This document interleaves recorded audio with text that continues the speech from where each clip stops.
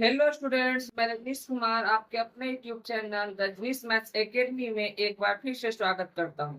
आज हम करने वाले हैं आपका क्लास 12 का चैप्टर मैट्रिक्स। इसको हिंदी में आप भी कहते हैं। इससे जो भी रिलेटेड आपका फॉर्मूला होगा, इसका जो टाइप्स होगा, यानी जितना भी होगा सारा का सारा इस वीडियो में हम करने वाले हैं। यदि मेरे चैनल पर पहली बार जुड़ रहे हैं तो कृपया करके मेरे चैनल को सब्सक्राइब कर ले और बेल आइकन को प्रेस कर ले, ताकि जितने भी वीडियो आने वाले रहेंगे सबसे पहले आपके पास इसका नोटिफिकेशन चला जाए।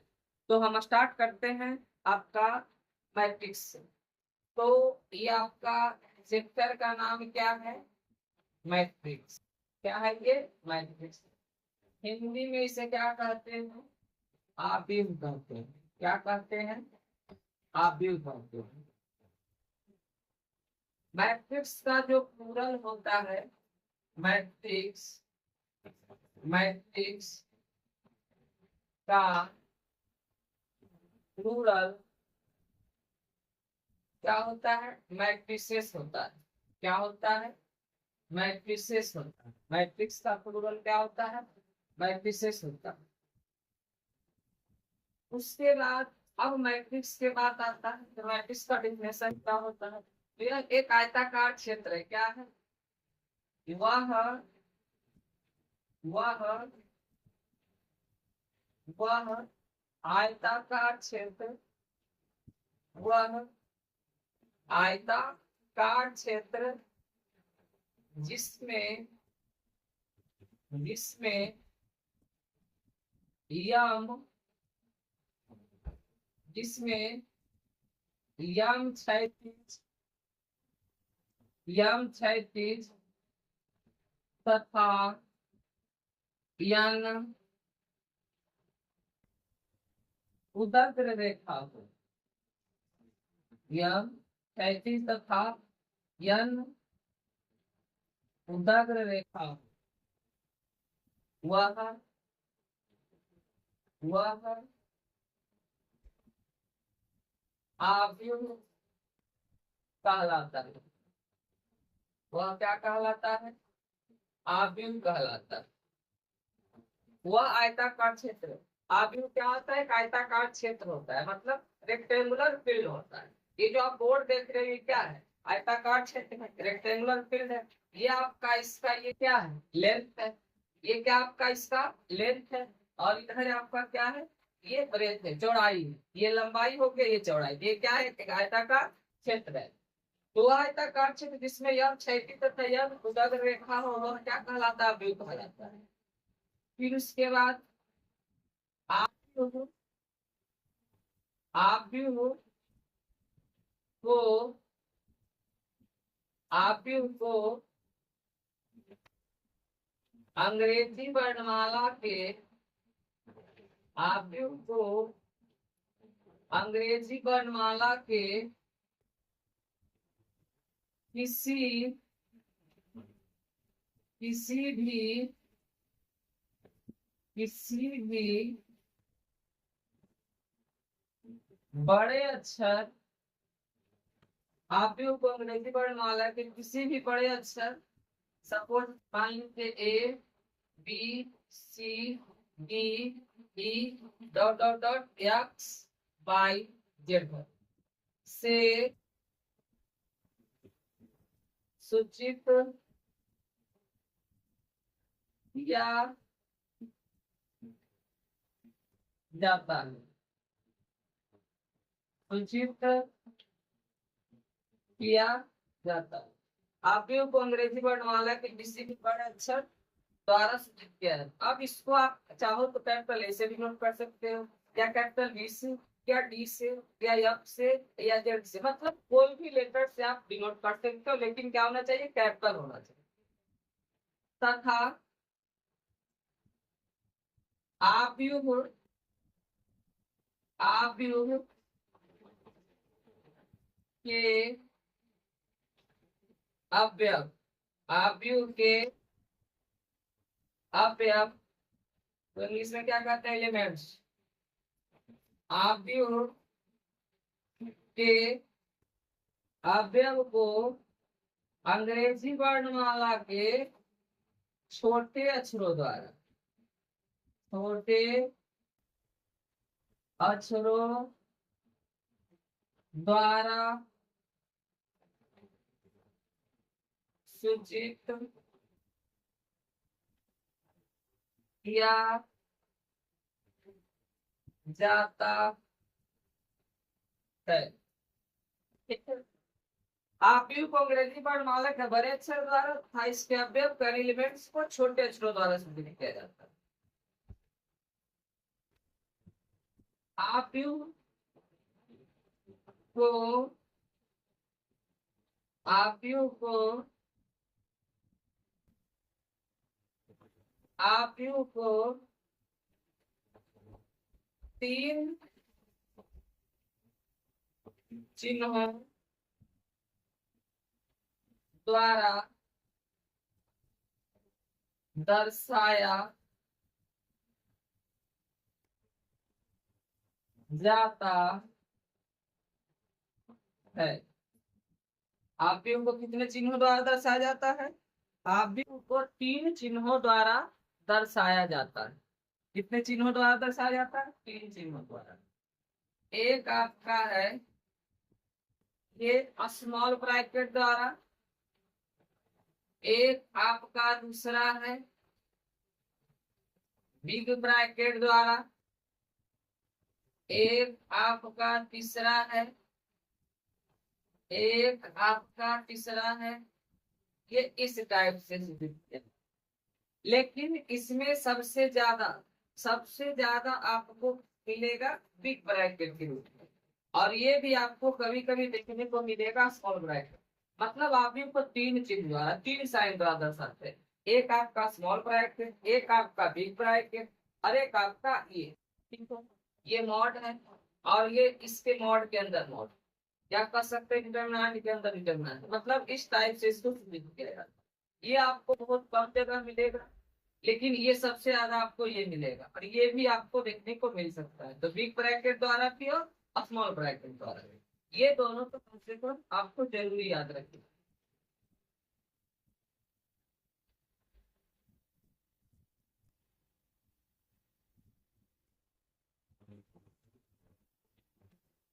फिर उसके बाद है आपका आव्यूह की कोटि। आव्यूह की कोटि, इसको इंग्लिश में कहते हैं ऑर्डर ऑफ मैट्रिक्स। क्या कहते हैं? ऑर्डर ऑफ मैट्रिक्स, आव्यूह की कोटि। ये क्या होता है ऑर्डर ऑफ मैट्रिक्स आव्यूह की कोटि? तो ये क्या होता है, इसमें यम गुने यन जो है, या इसको ऐसे लिख सकते हैं, यदि किसी यदि किसी यदि किसी आव्यूह में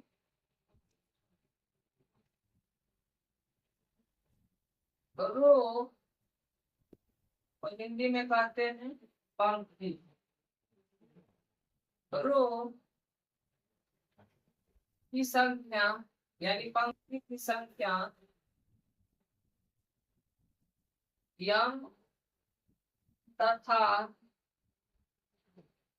कॉलम तथा कॉलम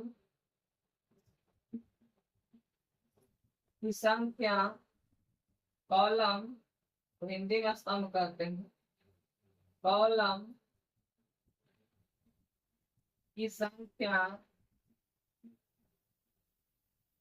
कॉलम की संख्या यन हो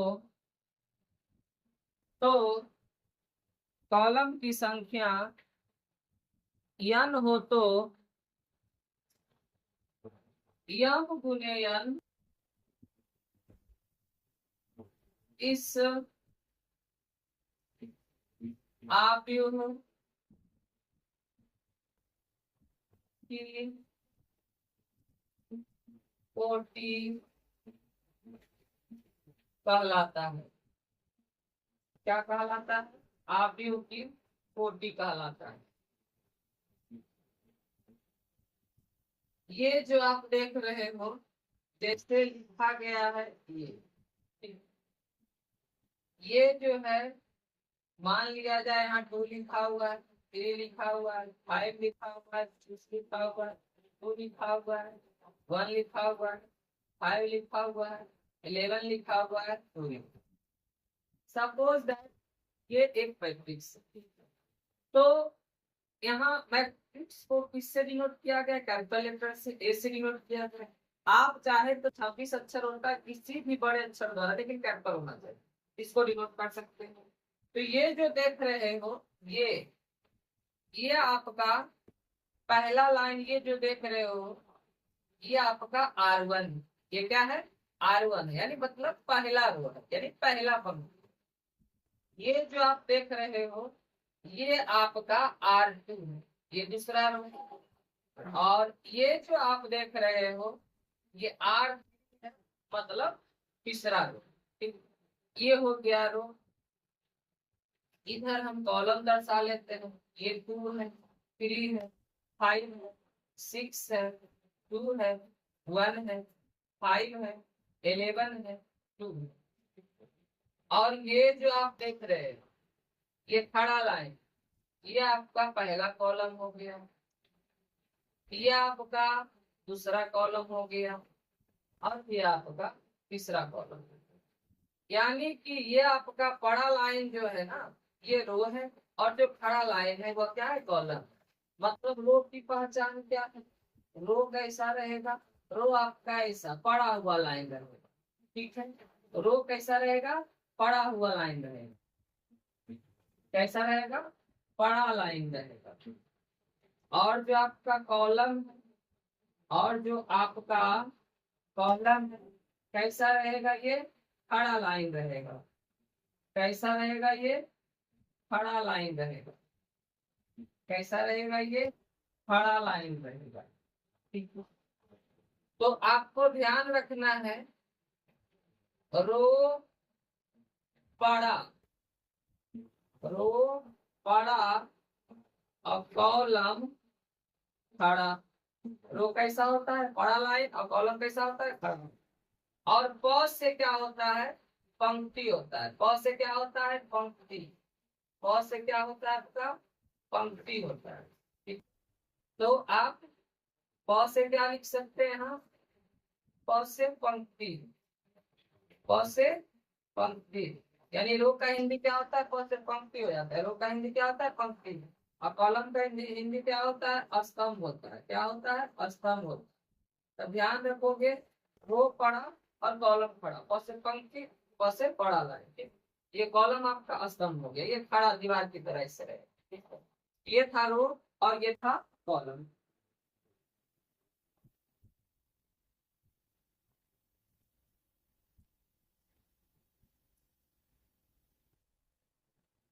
ये आपका एग्जाम्पल के तौर पे लिखते हैं। जैसे ये लिखा हुआ है 3, ये 5, ये 6, ये 2, ये 4 और ये 11। ये जो है इसका कोटि क्या होगा? ऑर्डर ऑफ मैट्रिक्स क्या होगा? मतलब कितने रो कितने कॉलम। इसमें कितने रो हैं? इसमें आपका एक रो हो गया, इसको R1 कहते हैं। ये आपका कितना हो गया? ये दूसरा रो हो गया। ये आपका क्या हो गया?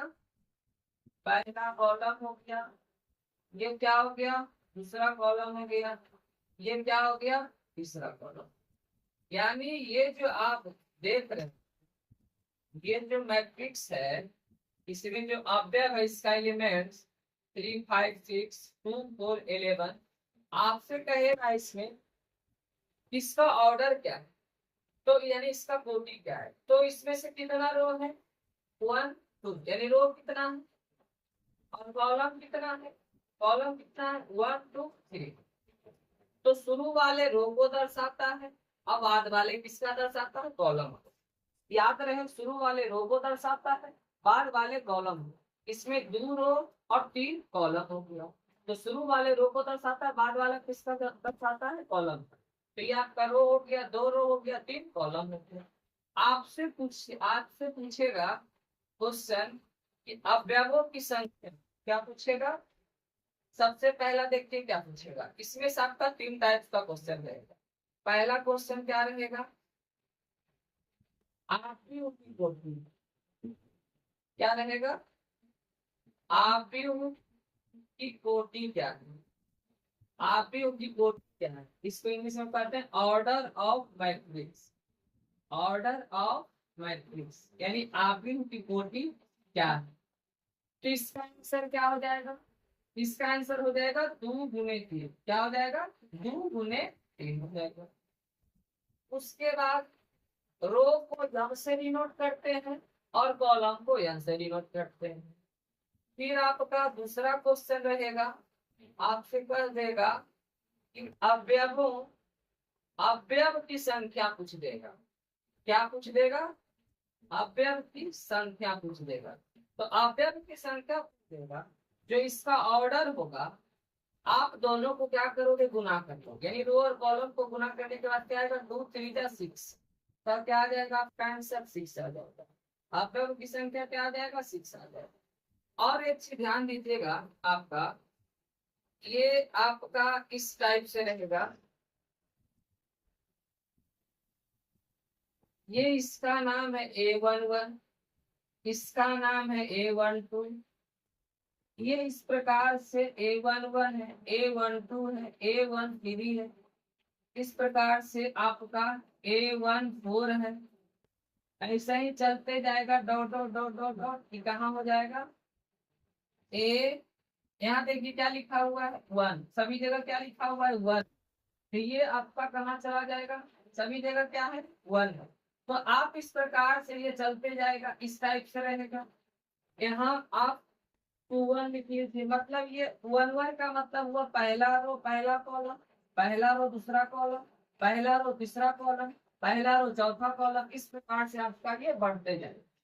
और ये आपका दूसरा रो पहला कॉलम, ये क्या हो गया? आपका दूसरा रो पहला कॉलम, और ये दूसरा रो दूसरा कॉलम। ये हो गया दूसरा रो तीसरा कॉलम, दूसरा रो चौथा कॉलम। इस प्रकार से ये आगे कंटिन्यू रहेगा, बढ़ते जाएगा। तो इसका मतलब A11 का मतलब क्या हो गया? आपका पहला रो पहला कॉलम। इसका मतलब पहला रो दूसरा कॉलम, पहला रो तीसरा कॉलम, पहला रो चौथा कॉलम। ठीक है। ठीक, आपका क्वेश्चन यही है। लेकिन आपका क्वेश्चन नंबर 3 में पूछ देगा आपका, सपोज हम इसको डिनोट कर देते हैं ए से। किससे कर देते हैं? ए से। आपका पूछ देगा कि 1 3 क्या है, यानी A13 क्या है? ये क्या है? अवयव है। ये क्या है? अवयव है। A13 का मतलब हुआ पहला रो तीसरा कॉलम। पहला रो ये हो गया आपका, पहला रो कौन हो गया? ये हो गया आपका। ठीक? फिर कह रहा है तीसरा, पहला रो तीसरा कॉलम, तीसरा कॉलम कौन हो गया? ये। तब पहला रो और तीसरा कॉलम में कौन सा अवयव कॉमन है? जो पहला रो में भी आ रहा है, तीसरा कॉलम में भी आ रहा है। तब आंसर क्या आ जाएगा? 6 आ जाएगा। क्या आ जाएगा? आंसर 6 आ जाएगा। यदि यही आपका कहता A11 मतलब पहला रो और पहला कॉलम, पहला रो पहला कॉलम। तो 3 को देख रहे हैं, पहला रो में भी है और पहला कॉलम में भी है। 3 का नाम क्या हो जाएगा आपका? पहला रो पहला। यदि आपसे बोले A22 मतलब दूसरा रो 2 4 11 दिख रहा है और दूसरा कॉलम क्या दिख रहा है? 4 5। यानी 4 जो है आपका दूसरा रो में भी है और आपका दूसरा कॉलम में भी, यानी इसका आंसर क्या आ जाएगा? 4 हो जाएगा।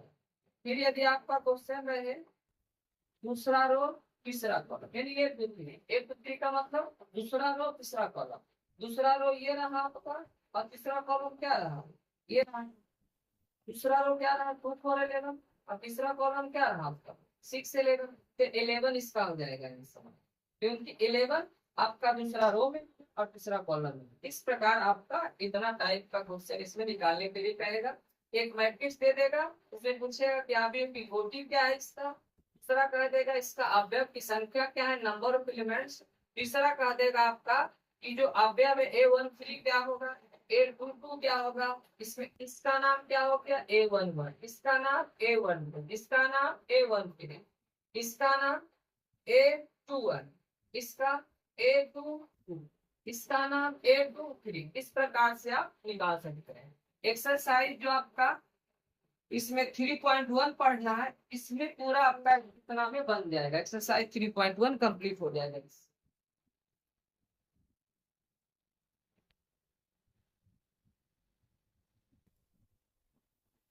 फिर उसके बाद आते हैं types of matrix. Types of matrix. Types of matrix. आव्यूह के प्रकार। आव्यूह के प्रकार। आव्यूह के प्रकार। सबसे ज्यादा इंपॉर्टेंट आपका ये रखने वाला है, क्योंकि इसमें टोटल टाइप बता रहे हैं। तो आपका पहला जो है रो मैट्रिक्स। क्या है? Row matrix. रो मैट्रिक्स को हिंदी में कहते हैं पंक्ति आव्यूह।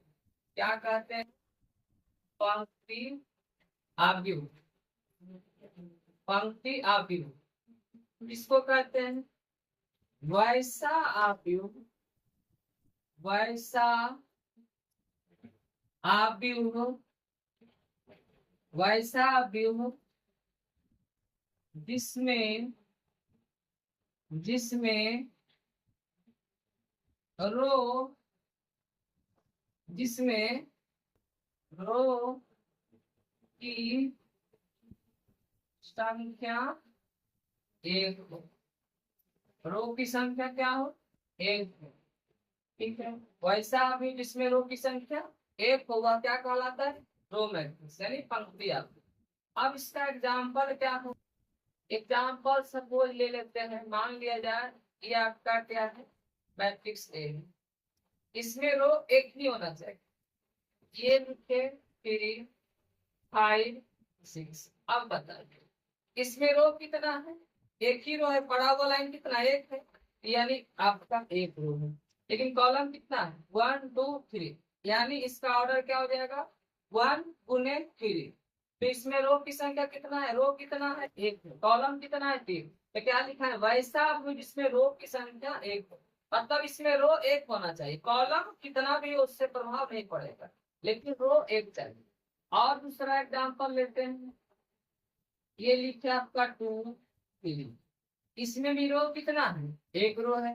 तो यानी 1 रो हो जाएगा। शुरू वाले रो को इंडिकेट करेगा, बाद वाले कॉलम। इसे यम से डिनोट करते हैं, इसे यन से करते हैं। ये आपका 1 रो हो गया। कॉलम कितना हो गया? कॉलम आपका 2 हो गया। यहाँ भी रो कितना है आपका?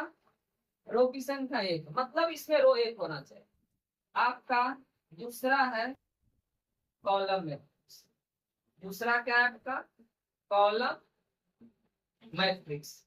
इसे हिंदी में स्तंभ आव्यूह कहते हैं। क्या कहते हैं? स्तंभ आव्यूह कहते हैं। क्या कहते हैं? स्तंभ आव्यूह। स्तंभ आव्यूह वैसा आव्यूह वैसा वैसा आव्यूह वैसा आव्यूह जिसमें वैसा आव्यूह जिसमें जिसमें कॉलम जिसमें कॉलम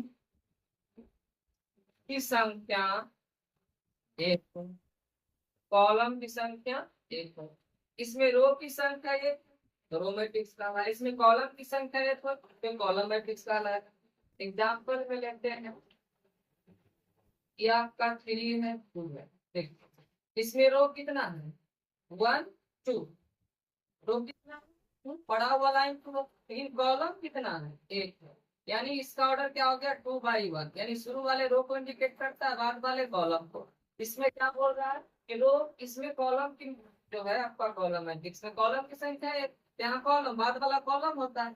ये हम रो से इंडिकेट करते हैं, यानी कॉलम जिसमें कॉलम कितना? 1 है। फिर आपका दूसरा एग्जाम्पल लेते हैं 3 2 8। यहाँ भी देखिए कॉलम कितना है आपका? खड़ा खड़ा लाइन, यानी कॉलम खड़ा लाइन होता है। ये क्या है? 1 है। रो आप इसमें रो कितना? 3 है, लेकिन कॉलम कितना है? 1 है। यहाँ ये रो हो गया और ये कॉलम, तो कॉलम की संख्या क्या हो गया यहाँ? कॉलम की संख्या एक हो गया। कॉलम की संख्या क्या हो गया यहाँ? एक हो गया। कॉलम की संख्या क्या हो गया? एक हो गया। ठीक है, ये रो वाला था, इसको हम लिख दिए थे। ध्यान से, कॉलम की संख्या क्या हो गया, यानी कि रो मैट्रिक्स इसमें एक रो रहेगा, कॉलम मैट्रिक्स में एक कॉलम रहेगा। ठीक है,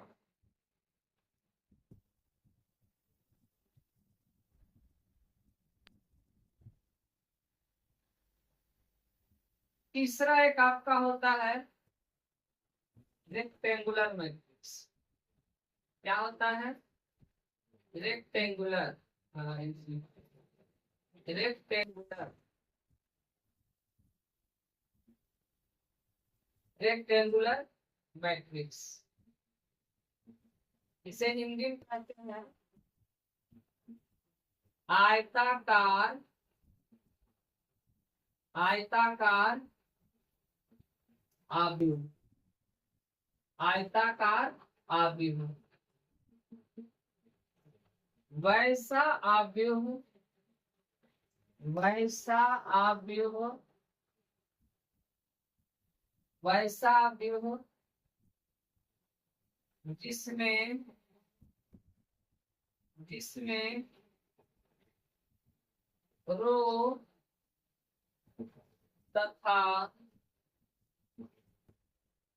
कॉलम की संख्या, रो तथा कॉलम की संख्या अलग अलग। क्या हो? रो तथा कॉलम की संख्या अलग अलग, रो तथा कॉलम की संख्या अलग अलग। ठीक है, जैसे एग्जाम्पल में लेते हैं 3 5 2 6 8।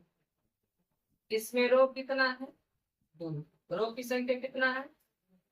और यहाँ कॉलम कितना है? कॉलम इसमें 1। मतलब ये यम हो गया, ये यन हो गया। ये रो को इंडिकेट करता है, ये कॉलम को इंडिकेट करता है। तो क्या कर रहा है, रो तथा कॉलम की संख्या आपस में, ये 2 है तो ये 3 है, दोनों क्या अलग अलग है। और एग्जाम्पल में लेते हैं, सपोज इसको हम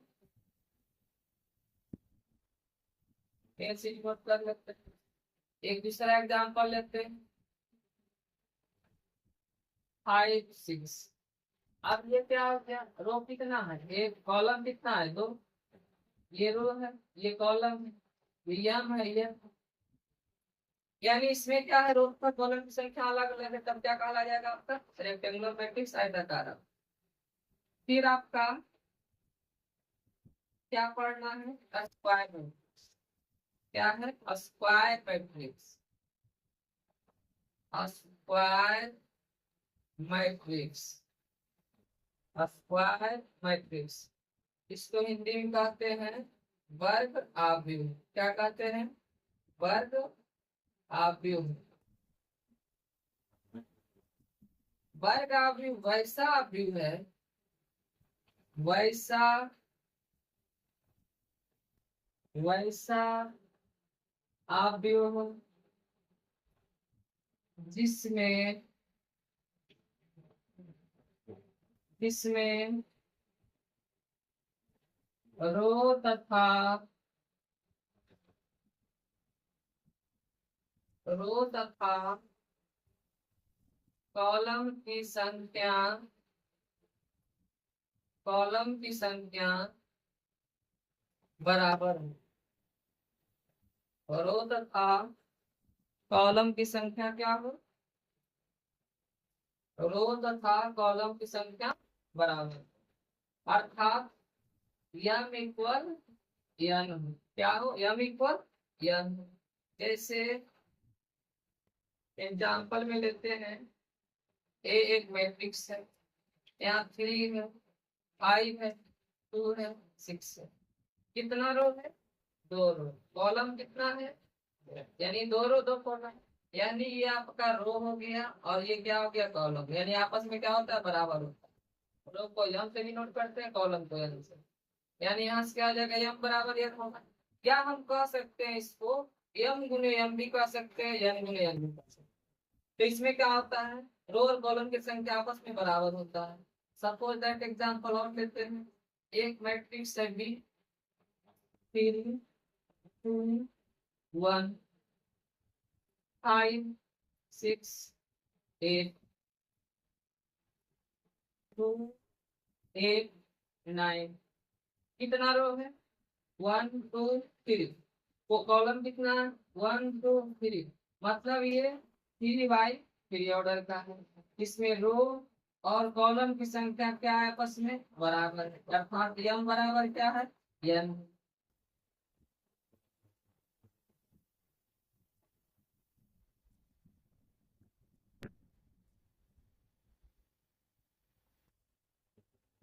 अब आपका क्या है, पांचवा टाइप है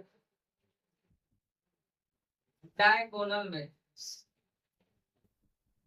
डायगोनल मैट्रिक्स, इसको हिंदी में कहते हैं विकर्ण आव्यूह। क्या कहते हैं, विकर्ण आव्यूह। विकर्ण आव्यूह,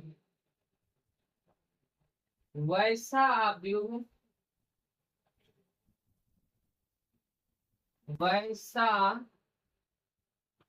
आव्यूह, वैसा, सॉरी यहाँ लिखना होगा वर्ग, वैसा वर्ग आव्यूह, वैसा वर्ग आव्यूह जिसमें जिसमें मुख्य विकर्ण, जिसमें मुख्य विकर्ण, तो इंग्लिश में कहते हैं प्रिंसिपल डायगोनल। प्रिंसिपल डायगोनल, मुख्य विकर्ण के सभी अवयव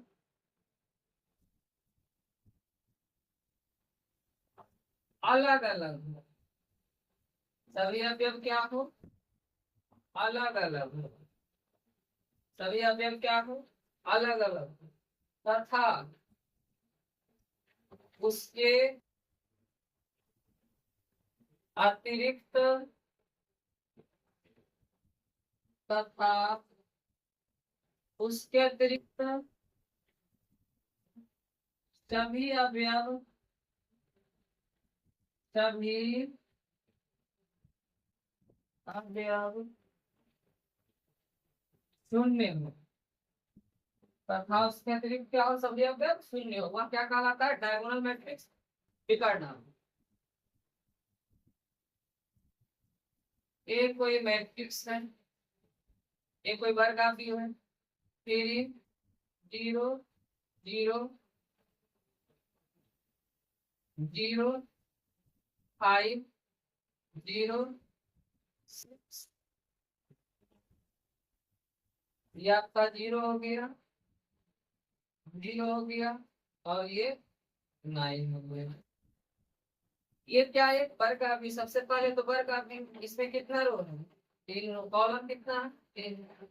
तो कह रहा है मुख्य विकर्ण। ये जो आप देख रहे हो, ये जो आप देख रहे हो, ये ये क्या है आपका मुख्य विकर्ण। ये क्या है आपका मुख्य विकर्ण। ये क्या है आपका मुख्य विकर्ण, यानी प्रिंसिपल डायगोनल। तो मुख्य विकर्ण का सभी अवयव क्या हो, अलग अलग। ये 3 है, ये 5 है, ये 9 है। और क्या कर रहा है, अलग अलग, तथा उसके अतिरिक्त सभी अवयव शून्य। मतलब इसको छोड़ करके बाकी सब क्या है, शून्य। इसको छोड़ करके बाकी ये भी शून्य, ये भी शून्य, ये भी शून्य। मतलब प्रिंसिपल डायगोनल के अलावा आपका क्या हो, सभी शून्य हो। यह क्या कहलाता है, विकर्ण। एक एग्जाम्पल और लेते हैं। मान लिया जाए मैट्रिक्स बी है, ये एक है, 0 है, ये भी 0 है, और ये 7 है। तो ये क्या कहलाएगा आपका प्रिंसिपल डायगोनल। क्या कहलाएगा आपका? प्रिंसिपल डायगोनल यानी ट्यूब। तो प्रिंसिपल डायगोनल के अलग अलग मुख्य विकर्ण क्या है? ये 8 है, ये 7 है, बाकी क्या है? 0 0। ठीक है, ये क्या कहलाता है आपका? Diagonal matrix. फिर आपका है, फिर आपका है स्केलर मैट्रिक्स। क्या है? Scalar matrix. स्केलर मैट्रिक्स, इसे हिंदी में कहते हैं अदिश आव्यूह। इसे हिंदी में क्या कहते हैं? अदिश आव्यूह। क्या कहते हैं? अदिश आव्यूह। अब यह अदिश आव्यूह क्या होता है? तो जहाँ पे यह देख रहे हैं मुख्य विकर्ण के सभ्य में किसमें अलग अलग था, इसमें क्या होगा? से लिखा हुआ है 3 0 0 3 0 5 0। तो इसमें क्या देख रहे हैं? मुख्य विकर्ण के अवयव क्या है? 3 3 3 3। ठीक। तो ये जो मुख्य विकर्ण के सभी अवयव क्या है? आपस में बराबर है। क्या है यहाँ? बराबर है। मुख्य विकर्ण के सभी अवयव क्या है? आपस में बराबर। ये भी 3 3 5 5 5 यहाँ एक रहेगा, एक रहेगा, एक रहेगा। तो इसमें जो डायगोनल मैट्रिक्स है, विकर्ण अवयव में क्या होता है? अवयव आपका ये अलग अलग होता है मुख्य विकर्ण का। बाकी क्या होता है? उसके सिवाय सब 0। इसमें भी क्या होता है? सॉरी, यहाँ 0 होगा। इसके सिवाय क्या है? इसको छोड़ करके, मुख्य विकर्ण को छोड़ करके क्या है? सब 0। इसमें क्या होता है? मुख्य विकर्ण के सभी अवयव अलग अलग होता है। इसमें क्या होता है? मुख्य विकर्ण के सभी अवयव आपस में बराबर होता है। यदि 3 लिखा गया तो टोटल जगह 3 होगा। यदि 5 लिखा गया तो टोटल जगह 5 होगा। यदि 11 लिखा गया तो टोटल जगह 11 होगा। मतलब हर हाल में ये मुख्य विकर्ण का सभी अवयव क्या होगा? बराबर होगा। बाकी उसके अतिरिक्त सब शून्य होगा। ये आपका कहलाएगा क्या? Scalar matrix. इसका डिफिनेशन आप खुद लिख सकते हैं। वैसा वर्गाव्यूह जिसमें मुख्य विकर्ण के सभी अवयव, यहाँ जो अलग अलग वहां कर लीजिएगा, बराबर हो तथा उसके अतिरिक्त सभी अवयव शून्य हो। सिर्फ यहाँ क्या लगा लेना है? बराबर हो। बाकी आपका ये हो जाएगा स्केलर मैट्रिक्स का डिफिनेशन।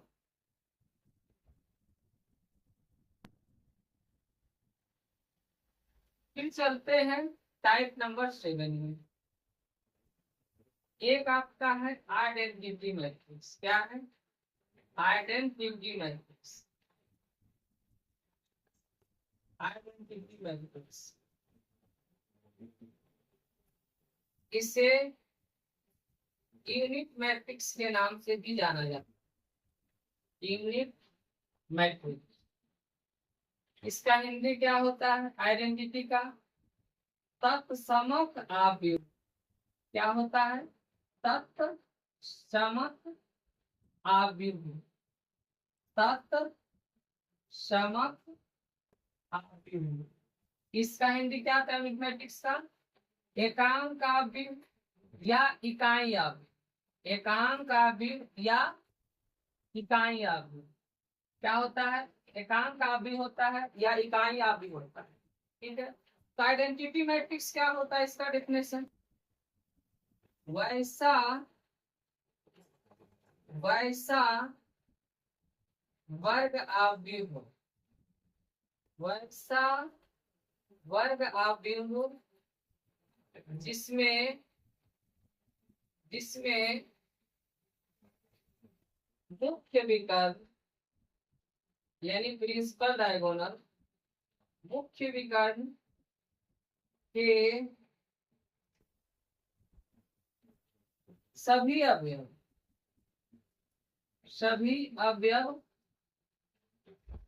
ध्वन हो तथा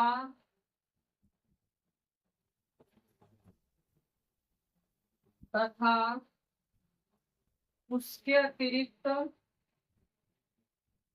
तथा उसके अतिरिक्त सभी अवयव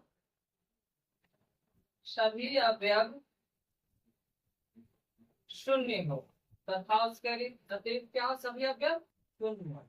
क्या कहलाता है? तत्समक आव्यूह कहलाता है। इसे इसे आई द्वारा सूचित किया जाता है। इसे किसके द्वारा सूचित किया जाता है? आई द्वारा सूचित किया सूचित किया जाता है। अब ये लिख रहे हैं, ये है आई 1001, ठीक है। प्रिंसिपल डायगोनल क्या मुख्य विकर्ण क्या फिर 1 है, यहाँ भी 1 है, यहाँ भी 1 है।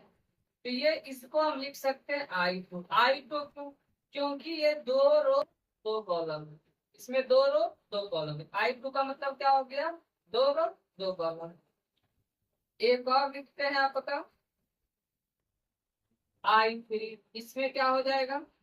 1 0 0 0 1 0 0 0 1।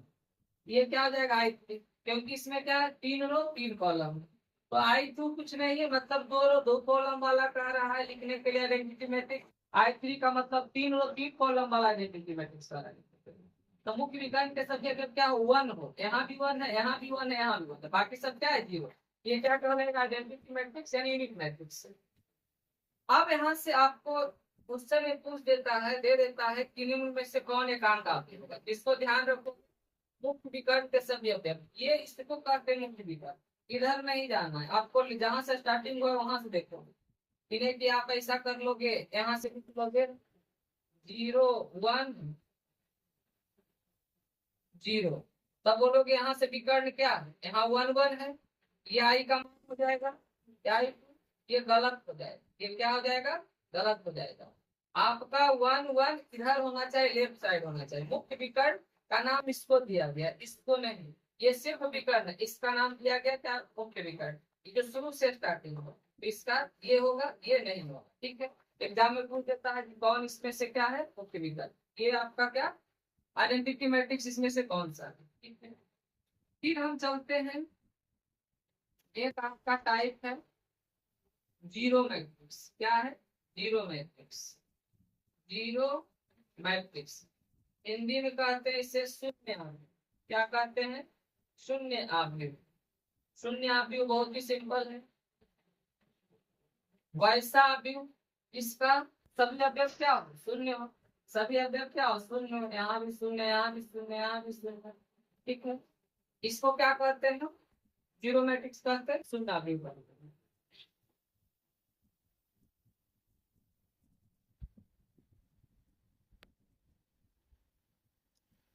नेक्स्ट आपका टाइप जो है 9 नंबर, वह है सममित आव्यूह। क्या है? सममित आव्यूह। सममित आव्यूह। सममित आव्यूह, इसको इंग्लिश में कहते हैं सिमेट्रिक मैट्रिक्स। क्या कहते हैं? Symmetric matrix. सिमेट्रिक मैट्रिक्स ये क्या होता है? सिमेट्रिक मैट्रिक्स सममित आव्यूह ये होता है कोई भी आव्यूह, कोई भी आव्यूह, कोई भी आव्यूह, कोई भी आव्यूह कैपिटल ए सममित, कोई भी आव्यूह आप ए से लेके कुछ भी ले सकते हो, कोई भी आव्यूह ए सममित कहलाएगा। सममित कहलाएगा, सममित कहलाएगा यदि यदि ए डैश बराबर ए हो। अब ए डैश क्या है इसको आगे बताएंगे। ए डैश का मतलब होता है ट्रांसपोज। सपोज दैट ये हम लिखे क्या? आपका ये वेक्टर ए है, ठीक है। ये क्या लिखे? 3 5 6 11, ठीक। अब इसका हमको पहले समझा देते ए डैश क्या होता है। तो ए डैश जो लिखे हैं इसका मतलब होता है जो रो में होता है वो कॉलम हो जाए। जैसे देखिए 3 5 रो में, तो 3 5 ऐसे हो जाएगा, ये कॉलम में हो जाएगा। फिर आपका 6 11 दूसरा रो है, तो ये कॉलम में बन जाएगा, इस टाइप से हो जाएगा 6 11। ठीक है, इसी को कहते हैं क्या, डैश का ट्रांसपोर्ट। लेकिन हम आपको बताने वाले हैं क्या इसमें कह रहा था कि कोई भी आप योग सममित कहलाएगा यदि क्या होगा, ए डैश बराबर ए हो। सपोज हम एक मैट्रिक्स लेते हैं 3 9, ठीक, और ये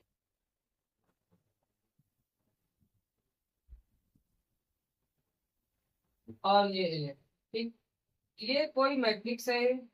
अब इसका हम निकाल रहे हैं क्या, ट्रांसपोज यानी डैश। तब क्या होगा, देखिए 3 9 पहला रो में है, तो ये पहला कॉलम बन जाएगा। ये ऐसे पेन है, ये ऐसे रो, तो 3 कहाँ है, यहाँ है, 9 कहाँ है, यहाँ। इसको ऐसे करेंगे, 3 ऊपर 9 नीचे, ठीक। फिर उसके बाद क्या है, दूसरा रो में 9 11 है, मतलब यहाँ 9 यहाँ 11 है। उसको ऐसे करेंगे, क्या हो जाएगा, 9 ऊपर चला जाएगा और 11 नीचे। देखिए, यदि ए डैश निकाले ट्रांसपोज तो भी कोई प्रभाव नहीं पड़ा। जैसे 3 9 यहाँ भी 3 9 यहाँ भी 9 11 मतलब कि कहने का अर्थ है किसका ट्रांसपोज निकालने के बाद वापस वही मैट्रिक्स आ जाए, उसी को कहते हैं क्या, सममितापी करते हैं, यानी सिमेट्रिक मैट्रिक्स कहते हैं।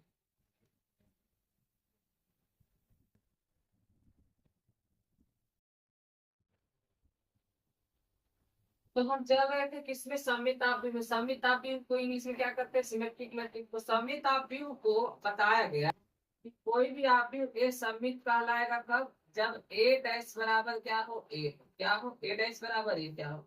अब ये डैश क्या है, देखिए इससे पहले सममित आव्यूह को आपको समझने के लिए आपको क्या पढ़ना पड़ेगा, आव्यूह का परिवर्तन। क्या पढ़ना पड़ेगा, आव्यूह का परिवर्तन। इसको इंग्लिश में कहते हैं transpose, transpose of matrix, transpose of matrix. अब ये क्या होता है, इसमें क्या होता है, सपोज क्या है कि ए जो है कोई मैट्रिक्स है।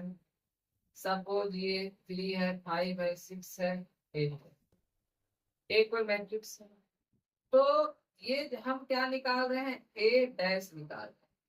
आव्यूह के परिवर्त को ए डैश या ए के पावर टी द्वारा दर्शा, इससे ए के पावर डैश या ए के पावर टी द्वारा दर्शा। तो यहाँ से इसको डैश या टी द्वारा दर्शाते हैं। अब ये क्या होता है, तो इसमें क्या होता है, जो रो में लिखा हुआ होता है वह कॉलम बन जाता है। जैसे ये क्या है, 3 5 है, 3 है 5 है, तो यहाँ पे 3 है, यहाँ पे 5 है, ये रो में है, ये बन जाएगा इस कॉलम में। तो क्या हो जाएगा, 3 ऊपर 5 नीचे, ये आपका 3 5, मतलब पहला रो पहला कॉलम बन जाएगा। और दूसरा रो क्या है, 6 और 8, यहाँ पे 6 है, यहाँ पे 8 है। इसको ऐसे कर लेंगे तो क्या हो जाएगा आपका, कॉलम में 6 और 8, ऊपर 6 नीचे 8, ये हो जाएगा आपका 6 और 8। यानी पहला रो जो आपका क्या बन जाएगा, पहला कॉलम बन जाएगा, और दूसरा रो जो आपका दूसरा कॉलम बन जाएगा। यही आपका ट्रांसपोज होता है, ठीक है। तो इस प्रकार से ट्रांसपोज होगी। और सपोज मान लिया जाए कि आपका क्वेश्चन है ए इक्वल 3 5 6 8, ये एक मैट्रिक्स है। हमको क्या निकालना है, इसका ट्रांसपोज निकालना। तो ट्रांसपोज को किससे डिनोट करते हैं, डैश से या टी से। तो यहाँ से क्या ज्यादातर आपको मिलेगा, क्या देखने के लिए आपको डैश लगा हुआ होगा, तो एक के पावर डैश करना है। इसमें कितना रो है, एक रो है, यहाँ पे 3 लिखा हुआ है, 5 लिखा हुआ है, 6 लिखा हुआ है, 8 लिखा हुआ है, ये रो है। ये क्या बन जाएगा, कॉलम बन जाएगा। ये जो आप देख रहे हो 3 5 6 8, ये क्या बन जाएगा, कॉलम बन जाएगा। यही आपका क्या है, ट्रांसपोज है, परिवर्तन, यही आपका परिवर्तन हो रहा था। तो सममिताभिन्न में क्या था, यदि ए का इस बराबर क्या हो जाए, ए हो जाए, ठीक है। जैसे एग्जाम्पल के लिए सपोज दैट हम लेते हैं, मान लिया जाए एक कोई मैट्रिक्स 3 है, 5 है, 9 है।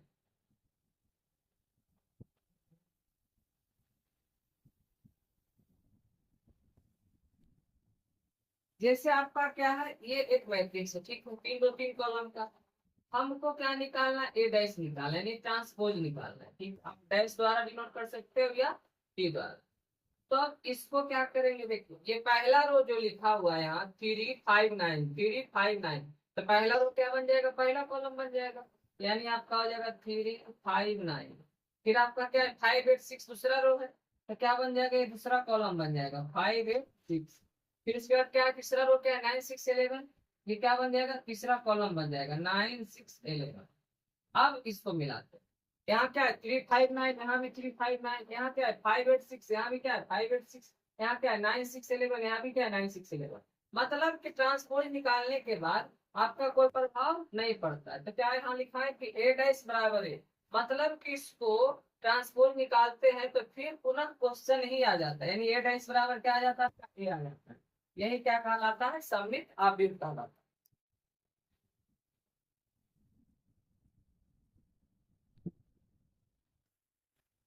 फिर उसके बाद आपका 10वां टाइप क्या है, विषम सममित आव्यूह। क्या है आपका, विषम विषम सममित आव्यूह, विषम सममित आव्यूह। इसको इंग्लिश में कहते हैं askew symmetric, askew symmetric matrix, askew symmetric matrix.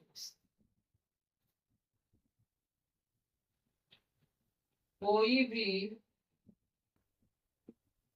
भी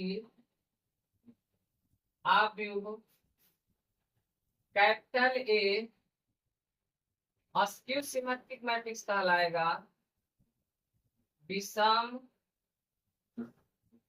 सममित आव्यूह, विषम सममित आव्यूह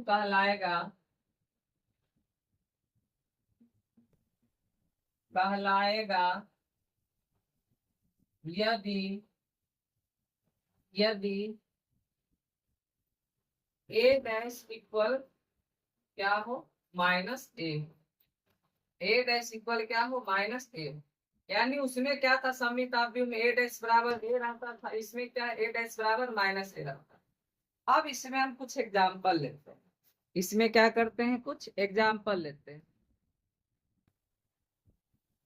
जैसे इसका एग्जाम्पल है, एक मैट्रिक्स ए दिया गया है, ये जो आप देख रहे हैं ये ओ नहीं है, क्या ये जीरो है, ये क्या है, जीरो है। इसमें से कह रहा है कि आपका जीरो लिखा हुआ है, ई लिखा हुआ है, एफ लिखा हुआ है, तो इसमें सबसे पहले ए डैश निकालेंगे। तो यहाँ से हम क्या करेंगे, ए डैश निकालेंगे, क्या करेंगे, ए डैश निकालेंगे, यानी ट्रांसपोज निकालेंगे।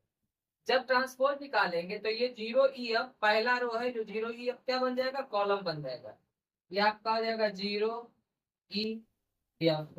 फिर आपका क्या है, ये माइनस ई जीरो जी दूसरा रो है, ये दूसरा कॉलम बन जाएगा, माइनस ई जीरो जी। फिर इसके बाद तीसरा रो है माइनस एफ माइनस जी और जीरो, ये तीसरा कॉलम बन जाएगा, क्या हो जाएगा, माइनस एफ माइनस जी और जीरो। ठीक है। अब यहाँ से हम क्या देख रहे हैं इसमें, कि इसमें से हम क्या करते हैं, माइनस कॉमन ले लेते हैं, क्या करते हैं, माइनस कॉमन ले लेते हैं। जीरो का आगे कोई प्रभाव नहीं पड़ता, जैसे वैसे रह जाएगा, ये जीरो हो जाएगा। माइनस कॉमन लेंगे तो ये ई माइनस में तो क्या हो जाएगा, प्लस में, और माइनस में एफ है तो क्या हो जाएगा, प्लस में एफ हो जाएगा, और ये प्लस में ही है तो क्या हो जाएगा, कॉमन लेने से माइनस में ही हो जाएगा, जीरो का आगे कोई प्रभाव नहीं पड़ेगा। फिर माइनस जी है, माइनस कॉमन लेंगे क्या हो जाएगा, जी हो जाएगा। फिर एफ प्लस में तो क्या हो जाएगा, एफ माइनस में हो जाएगा, जी प्लस में तो जी क्या हो जाएगा, माइनस में हो जाएगा। फिर आपका जीरो के आगे प्लस माइनस कुछ भी नहीं होता है। अब उसके बाद देखते हैं, ये जो है आपका देखिए, फिर पहले जैसा आ गया, zero zero E F minus E zero G minus F minus G zero. यानी कहने का अर्थ है, ए डैश इक्वल टू, ये माइनस लिखे, फिर पुनः क्या आ गया आपका क्वेश्चन आ गया, तो इसको हम क्या लिख सकते हैं, इसको क्या मानते हैं ए, यानी आपका क्या आ गया ए डैश इक्वल टू माइनस ए आ गया। ये क्या कहलाएगा आपका विषम सममितात्विक कहलाएगा, यानी स्क्यू सिमेट्रिक मैट्रिक्स कहलाएगा।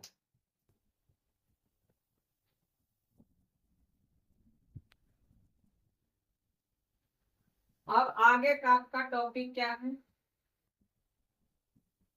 दो आव्यूहों की समानता, दो आव्यूहों की समानता मतलब कह सकते हैं समान आव्यूह, इक्वालिटी ऑफ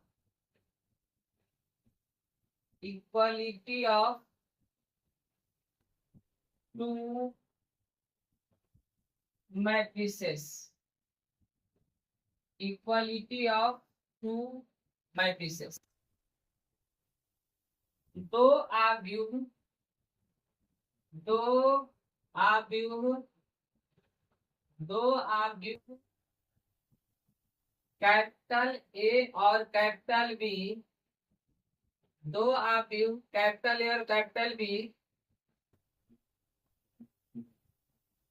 समान आव्यूह कहलाएंगे,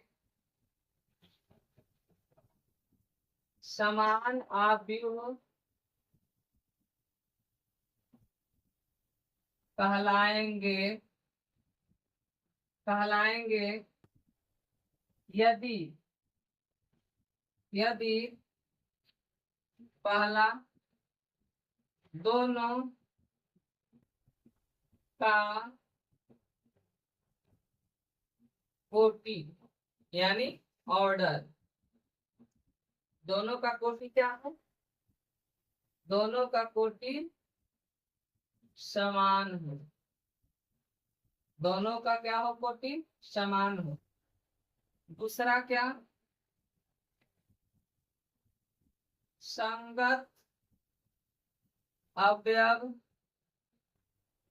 यानी करस्पॉन्डिंग एलिमेंट, संगत अवयव, संगत संगत अवयव, संगत अवयव के बराबर हो, संगत अवयव क्या हो, संगत अवयव के बराबर हो, इसी को कहते हैं दो अवयव की समानता या कह सकते हैं समान अवयव। अब सपोज एक एग्जाम्पल लेते हैं, एक मैट्रिक्स ए है, यहाँ 3x है, यहाँ y है, यहाँ 11 है, यहाँ 9 है, ठीक। और एक मैट्रिक्स आपका क्या है बी है, यहाँ पे क्या है आपका 9 है, यहाँ क्या है आपका 3 है, यहाँ क्या आपका 11 है, यहाँ क्या है आपका 9 है।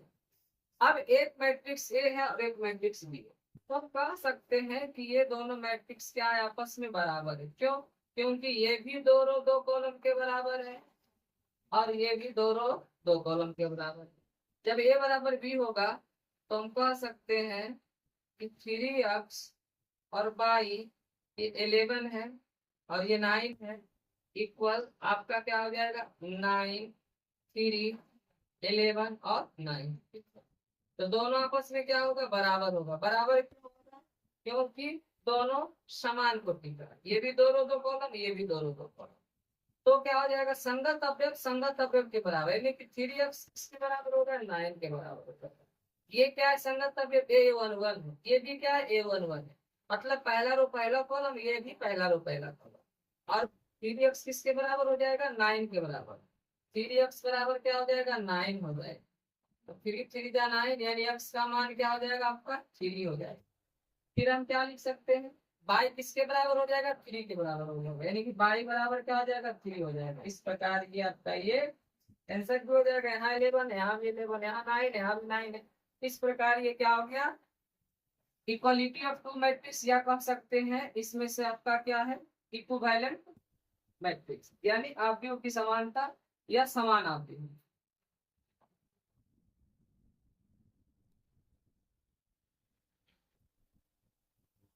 अब आपका क्या है? एक है पढ़ना, व्युत व्युत कर्मणीय, व्युत कर्मणीय आव्यूह। इसको इंग्लिश में कहते हैं इनवर्टिबल मैट्रिक्स। क्या कहते हैं? Invertible, invertible matrix, matrix. ये क्या होता है? व्युत्क्रमणीय आव्यूह जो इनवर्टिबल मैट्रिक्स जो है, इसमें क्या होता है कि जब एक मैट्रिक्स ए अथवा दूसरा मैट्रिक्स बी, जब क्या कह रहा है कि एक, जब एक आव्यूह, जब एक आव्यूह कैपिटल ए तथा दूसरा आव्यूह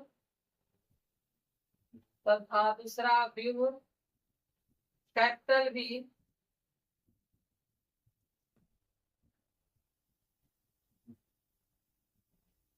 व्युत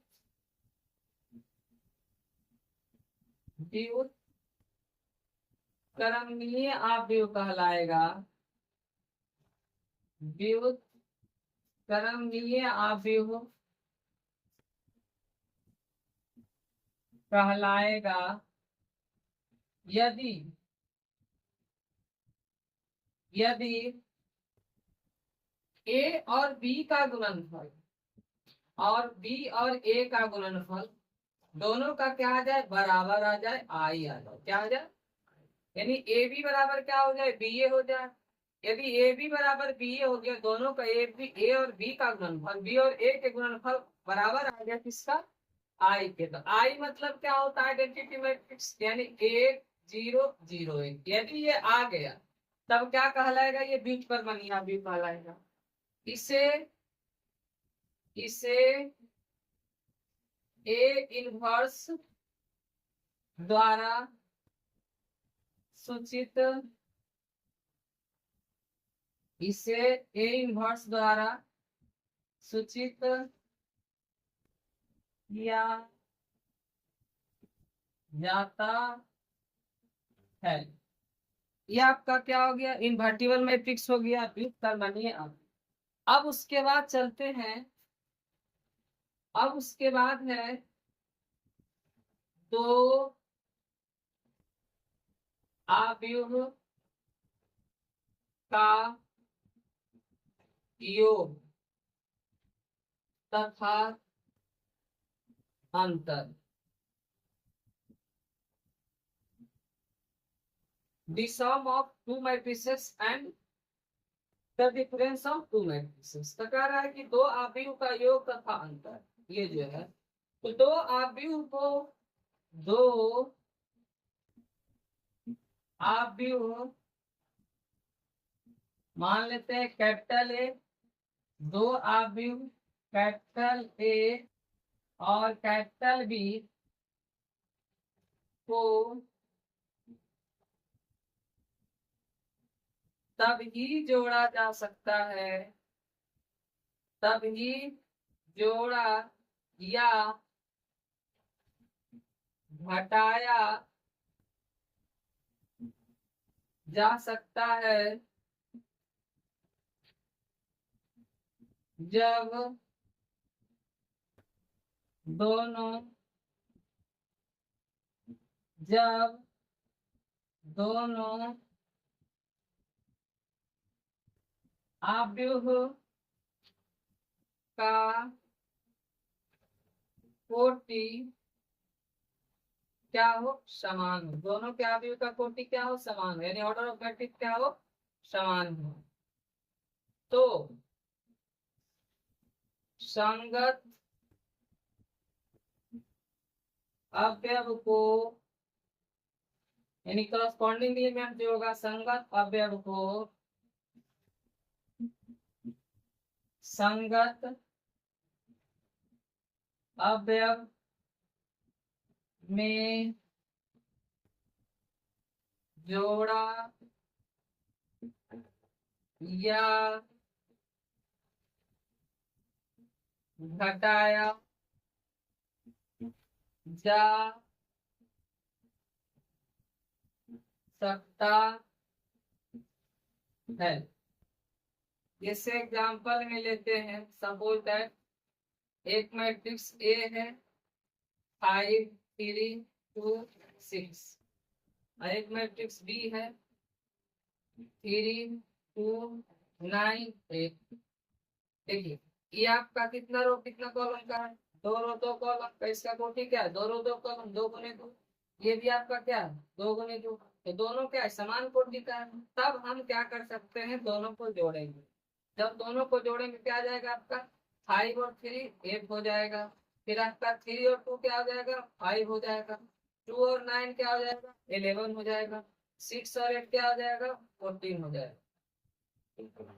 तो संगत में जुड़ जाएगा, यानी A11 ये भी है, A11 5 को 3 से जोड़ेंगे, 3 को 2 से जोड़ेंगे और 2 को 9 से ऐड करेंगे और 6 को 8 से।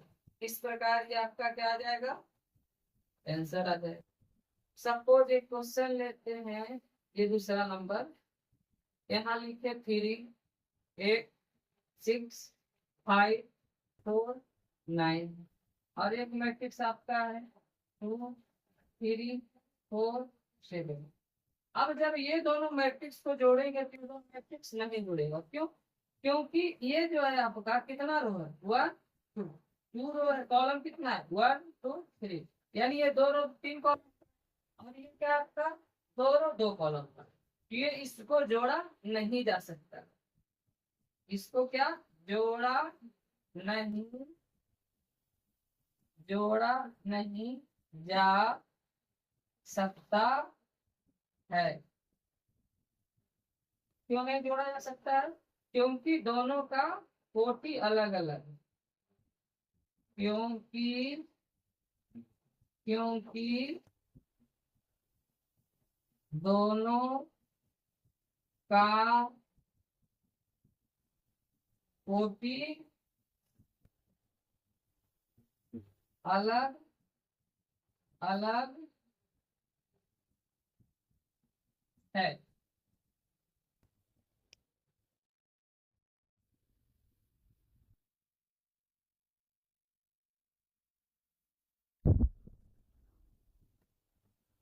और जो लास्ट टॉपिक सबसे है, क्या है आपका सबसे लास्ट टॉपिक है, दो आव्यूहों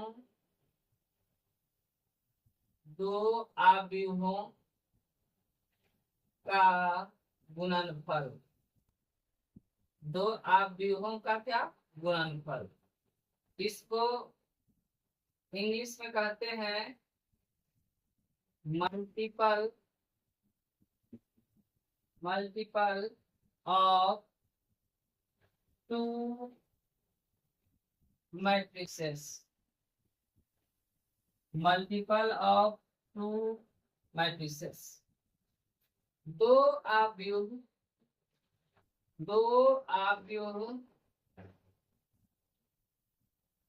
कैपिटल ए तथा कैपिटल बी को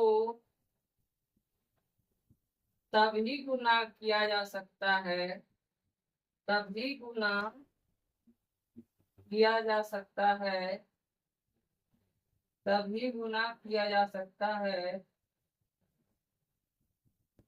तभी गुना किया जा सकता है जब जब जब पहले पहले मैट्रिक्स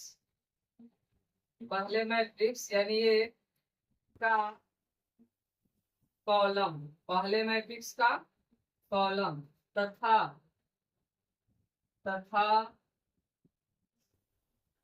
दूसरे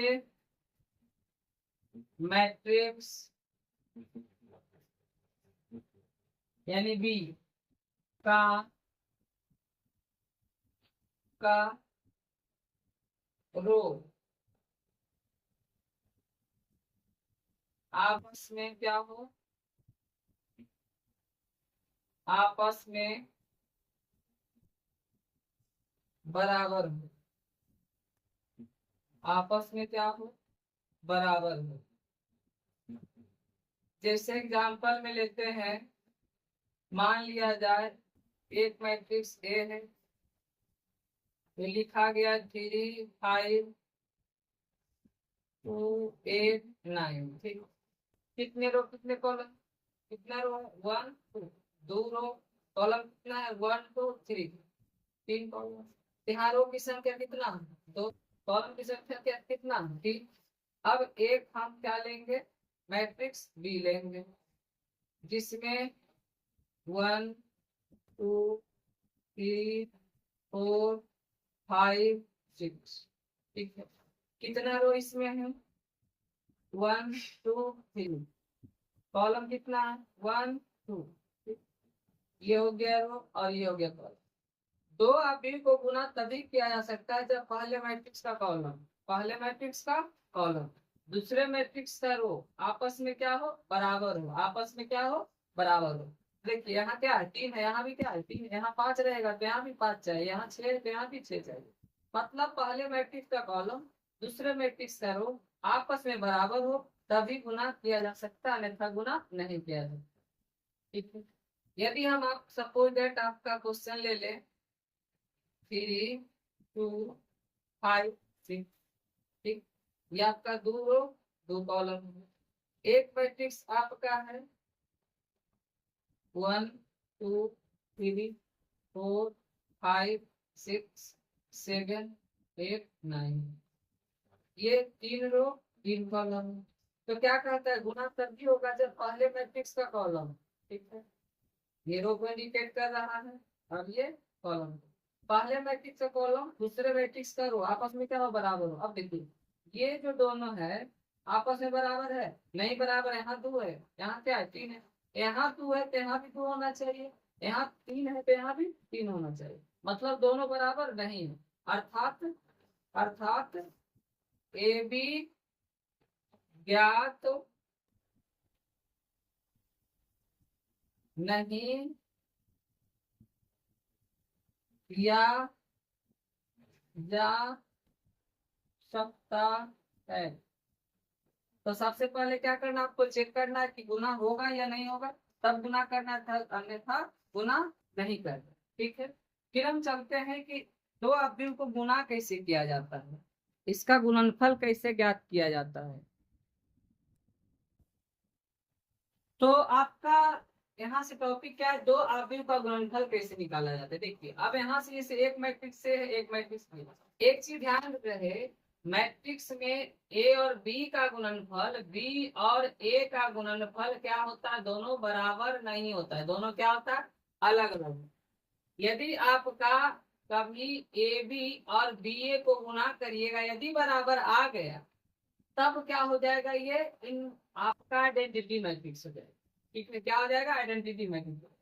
जनरली क्या होगा, ए बी अलग होता है बी अलग होता है, यदि बराबर होगा तो इसका एक ही कंडीशन होगा कि ए बी और बी ए बराबर कब होगा, जब ये आइडेंटिटी मैट्रिक्स आ जाए, ठीक है। तो मैट्रिक्स में ए बी अलग होता है, जैसे कि ए और बी को गुना करे और बी और ए को गुना करे, दोनों आपस में क्या होगा, अलग होगा। जैसे देखिए इसमें करते हैं, ये आपका हम ए बी निकाल रहे हैं, तो ए बी निकालने से पहले यहाँ क्या है 3 है, यहाँ क्या है 5 है, और ये क्या है 2 है, यहाँ क्या है 9, और एक आपका यहाँ बी क्या है 6 है 8 है 5 है 1 है, ठीक है। दोनों का गुणनफल निकाल रहे हैं। तो गुणनफल निकालने से पहले चेक करना होता है कि ये गुना संभव है या नहीं। ये 2 रो 2 कॉलम का है, ये भी 2 रो 2 कॉलम का है। नियम क्या कहता है, पहले का कॉलम और दूसरे का रो आपस में बराबर होना चाहिए, यहाँ भी 2 यहाँ भी 2 बराबर है, यानी इसका क्या होगा, गुणनफल होगा। अब इसको करते हैं गुना, गुना कैसे करेंगे, ये आपका हो गया पहला रो, ये क्या हो गया पहला रो। तो पहला रो को किससे करना, तो पहला रो को पहला कॉलम से करना है, इधर से रो और इधर से कॉलम लेना है, पहला रो को पहला कॉलम से करना है। तो पहला रो में यहाँ क्या है 3 है और यहाँ क्या 6 है, 3 को किससे करेंगे 6 से करेंगे, कितना आ जाएगा 18 हो जाएगा। बीच में साइन किसका डालना है माइनस, ये प्लस का डालना है, क्या डालना है प्लस का।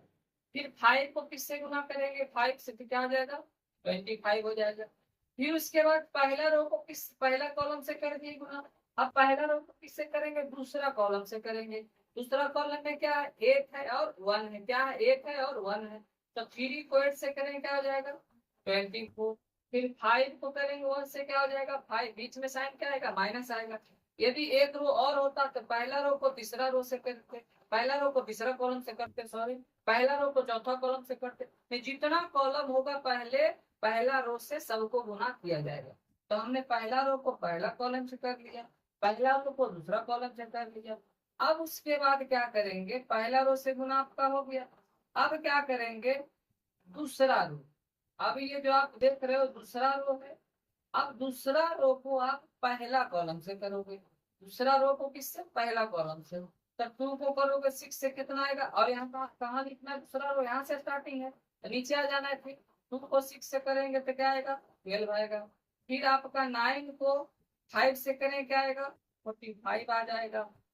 फिर इसके बाद 2 को करेंगे 8, अब दूसरा रो दूसरा कॉलम, अब दूसरा रो दूसरा कॉलम, यानी 2 को करेंगे 8 से क्या आ जाएगा 16 आ जाएगा।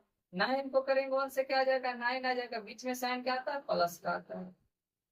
इस प्रकार आपका जो आंसर होगा ये दोनों को ऐड कर दीजिएगा, 25 35 43 हो जाएगा 43, और ये आपका 39 हो जाएगा, और ये आपका 57 हो जाएगा, और ये आपका 25 आ जाएगा। यही आपका आंसर हो जाएगा। इस प्रकार दो आव्यूह का गुणनफल हम ज्ञात कर सकते।